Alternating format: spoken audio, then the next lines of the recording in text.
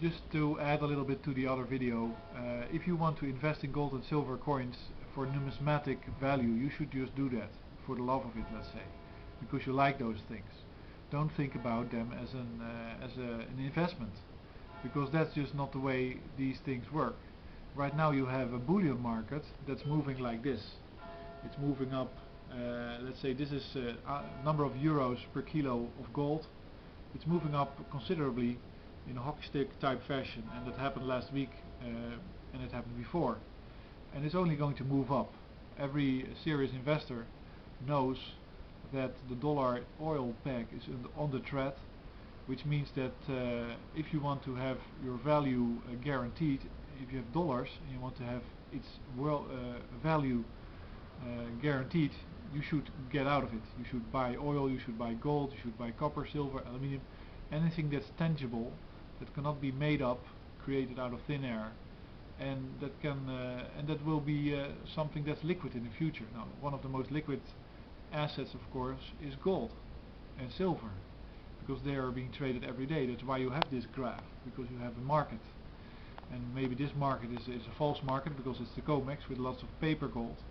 But once that the demand for real physical gold has increased enough, and it is increasing because countries are restricting export and import of gold and silver. That means that if you're in the US, you cannot buy your gold at the Perth Mint, or you cannot get gold through eBay from somebody in Australia.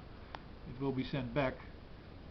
Once they're gonna look for the real stuff in their own country, let's say in the US, you soon find what is paper and what's not. And then the gold price will really break out. That's the expectations of the expert, and that's something that's really logical. You know, if you are creating a sea of fake gold and silver with which you can then artificially trade to drive the gold price down or up any way you want it, it's been proven that it moves both ways, and it moves for gold and silver in such close step that this really makes no sense. That's something that gata.org is looking into. But once that cycle is broken, you'll see that people will only pay for the weight of your bullion, and they will only pay for bullion. They will take your coins and they will melt them down, and they will refine them and make bullion out of them, because that's what they want. They don't want the bullion. They don't want the numismatic thing. That's going to be less important. You know, if you have a lot of German old silver coins, or a lot of French coins, or a lot of Dutch silver coins, soon enough people will be melting them to get the silver and to get it pure.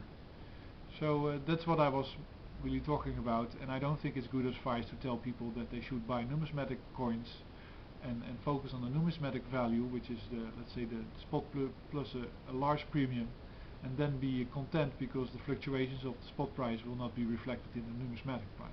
That's a complete bogus story that doesn't help anyone.